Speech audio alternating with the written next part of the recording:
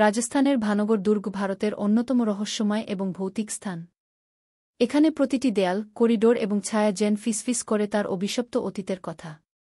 একদিকে রয়েছে রাজকুমারী রত্নাবতীর করুণ প্রেম কাহিনী, অন্যদিকে কালো জাদুকরের ভয়ঙ্কর অভিশাপ। কিন্তু এই দুর্গের রহস্য এখানেই শেষ নয়।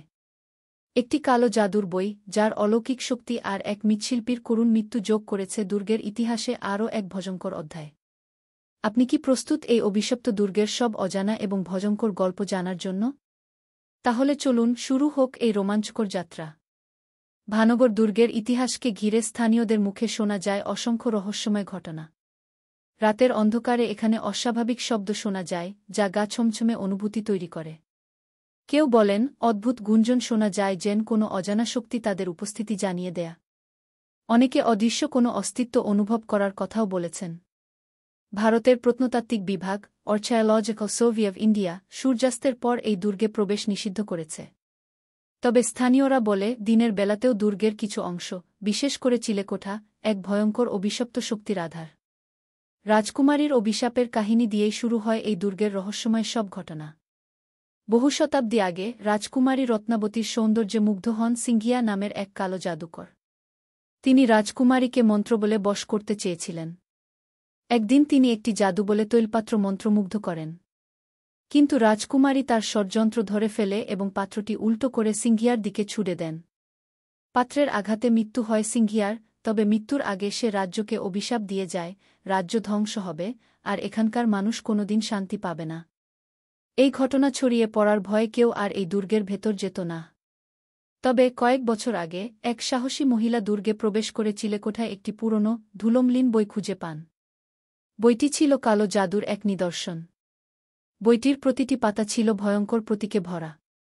স্থানীয়রা বিশ্বাস করে এই বইটি সেই তান্ত্রিকের ব্যবহৃত, যার অভিশাপে আজ ভানগড় ধ্বংসপ্রাপ্ত। মহিলা বইটি খুলে পড়তে শুরু করলে দুর্গের পরিবেশ দ্রুত বদলে যায়। দেয়ালের ছায়াগুলো জীবন্ত হয়ে ওঠে, বাতাস ভারী হয়ে যায়, আর এক অদ্ভুত গুঞ্জন শোনা যায়। মন্ত্র শেষ হওয়ার সঙ্গে সঙ্গে মহিলার চারপাশে অদৃশ্য ছায়াগুলো তাকে গ্রাস করার চেষ্টা করে। আতঙ্কে সে বইটি বন্ধ করার চেষ্টা করলেও তা আটকে যায়। লোকমুখে প্রচলিত আছে, এই বইটি শুধু কালো জাদুর একটি মাধ্যম নয়, এটি এক অভিশপ্ত আত্মার আবাস। যারা এই বই খুলেছে তারা চিরতরে হারিয়ে গেছে। বইটি এক অলঙ্ঘনীয় চুক্তি তৈরি করে, যার শর্ত হল আত্মা বলি দিতে হবে। এই অভিশপ্ত বই আর তান্ত্রিকের অভিশাপ মিলে ভানগড় দুর্গকে এক অভিশপ্ত এবং ভৌতিক স্থান হিসেবে চিরস্থায়ী করেছে। ভানগড় দুর্গের রহস্য শুধু এক তান্ত্রিকের অভিশাপ নয়, এটি এক অদ্ভুত বইয়ের গল্প, যা অন্ধকার জগতের দরজা খুলে দেয়া। যারা এই রহস্যময় দুর্গে যান, তারা অনেক ভয়ঙ্কর অভিজ্ঞতার সাক্ষী হন। তবে এই অভিশপ্ত দুর্গের সত্যিকারের ইতিহাস কি কখনো জানা যাবে? সেটা এখনও অজানা। কিন্তু এই দুর্গে লুকিয়ে আছে আরেকটি কাহিনী, যা খুব কম লোকই জানে। এটি এক কুমারের, অর্থাৎ একজন মৃৎশিল্পীর গল্প, যার মৃত্যু আজও দুর্গের দেয়ালে প্রতিধ্বনি তোলে। ভানগড় দুর্গ যখন প্রাণবন্ত ছিল, তখন সেখানে বাস করতেন বহু কারিগর। এদের মধ্যে একজন ছিলেন রাঘব নামের এক প্রতিভাবান মৃৎশিল্পী। তার তৈরি মাটির পাত্র ও ভাস্কর্য দূরদূরান্তের রাজ্যে বিখ্যাত ছিল। তবে তার কাজের চেয়ে বেশি পরিচিত ছিল তার একতরফা প্রেমের গল্প। রাঘব ভালোবাসতেন দুর্গের এক নৃত্যশিল্পী, মাধুরীকে। কিন্তু মাধুরীর চোখে সে শুধুই একজন সাধারণ কারিগর। মাধুরীর হৃদয় জয়ের ব্যর্থ চেষ্টায় রাঘব একদিন শুনলেন, দুর্গের গভীরে এক কালো জাদুকরের গোপন চিলেকোঠা আছে। তিনি সেই চিলেকোঠায় গিয়ে সাহায্য চান। জাদুকর তাকে একটি মন্ত্র শেখান, যা নাকি মাধুরীর মনকে তার দিকে আকৃষ্ট করবে। তবে সতর্ক করে বলেন, মন্ত্রটি একবার ব্যর্থ হলে এটি তার নিজের জীবনকে অভিশপ্ত করে তুলবে। রাঘব মন্ত্রটি ব্যবহার করেন। প্রথম দিকে মনে হয় মাধুরী তার প্রতি আকৃষ্ট হতে শুরু করেছেন। কিন্তু পরদিন দুর্গে ভয়ঙ্কর কিছু ঘটে। মাধুরী এক ঘুমন্ত রাতে দুর্গ থেকে পড়ে মারা যান। দুর্গের লোকেরা বিশ্বাস করে রাঘবের মন্ত্রই এই দুর্ঘটনার কারণ। ক্রুদ্ধ প্রজারা তাকে ধরে দুর্গের এক অন্ধকূপে ফেলে দেয়। মৃত্যুর আগে রাঘব দুর্গের সকলের উপর অভিশাপ দিয়ে যান। তিনি বলেন, যে দুর্গ আমার ভালোবাসার মৃত্যু ঘটিয়েছে, সেই দুর্গ চিরতরে ধ্বংস হয়ে যাবে। এখানে যেই সুখের সন্ধান করবে তার জীবন ধ্বংস হয়ে যাবে। রাঘবের মৃত্যুর পর থেকেই দুর্গের সৌন্দর্য নষ্ট হতে শুরু করে। শোনা যায়, রাঘবের আত্মা এখনও দুর্গের করিডোরে ঘুরে বেড়ায়, আর রাতের অন্ধকারে মাটির পাত্র ভাঙার শব্দ শোনা যায়। স্থানীয়রা বলে যারা রাতের বেলা দুর্গে সাহস করে প্রবেশ করে তারা এক ভাঙা মৃৎপাত্রের ছায়া দেখতে পায়। কেউ কেউ আবার মাধুরীর নাচের ছায়া দেখেছে বলে দাবি করেছে। সবকিছু যেন এক দুঃখজনক ভালোবাসার গল্পের সাক্ষ্য বহন করে। ভানগড় দুর্গে যারা গেছেন তারা সবাই এক অদ্ভুত অস্বস্তি অনুভব করেছেন। কিন্তু দুর্গের প্রকৃত রহস্যের চাবিকাঠি লুকিয়ে আছে স্থানীয়দের মুখে ছড়িয়ে থাকা গল্পে। চলুন শুনে নিই স্থানীয়রা কিভাবে বর্ণনা করেন এই অভিশপ্ত দুর্গের ইতিহাস। এই দুর্গের পাথরে পাথরে জাদুকর সিংহাইদের অভিশাপ আর রাজকুমারী রত্নাবতীর কান্নার ছাপ লেগে আছে। তবে এই দুর্গে আরও অনেক ঘটনা ঘটেছে যা বাইরের লোকেরা জানে না। স্থানীয় বিদ্যের কথায় যেন এক ভৌতিক আকর্ষণ ছিল। রাতের মূর্তির রহস্য।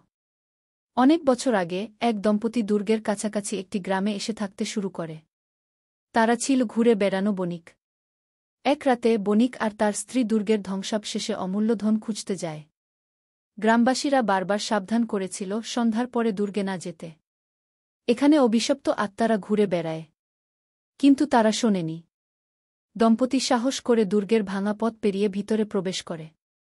দুর্গের গেট পেরিয়েই স্ত্রী অনুভব করলেন বাতাস ভারী হয়ে গেছে। তারা যখন একটি ভাঙা মন্দিরের কাছে পৌঁছাল তখন দেখতে পেলেন মাটির উপর এক বিশাল মূর্তি পড়ে আছে। মূর্তিটির চোখ যেন তাদের দিকে তাকিয়েছিল।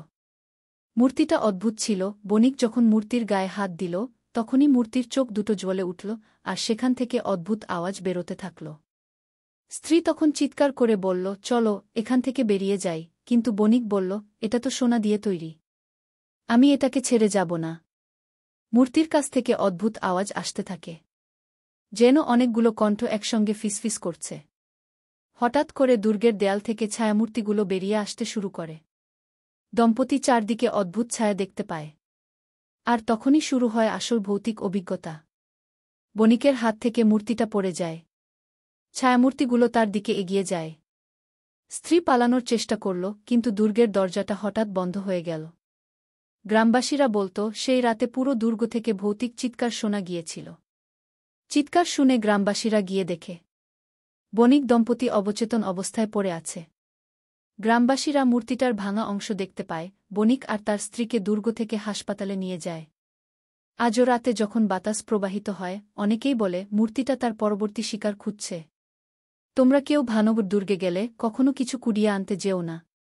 জিনিসগুলো যা আছে সেগুলো সেখানেই থাকা ভালো। অভিশপ্ত জায়গার সম্পত্তি কখনো সুখ বয়ে আনে না।